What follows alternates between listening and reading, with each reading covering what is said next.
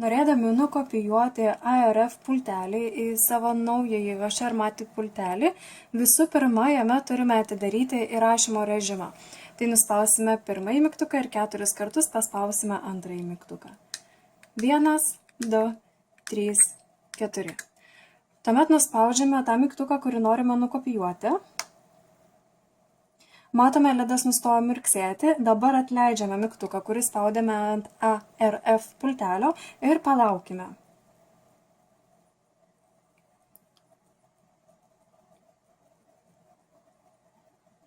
Matome, ledas vėl pradėjo mirksėti kas 2 sekundės, tuomet vėl pakartojame procedūrą, tai nuspaudžiame tą mygtuką, kurį norime nurašyti ir palauksime.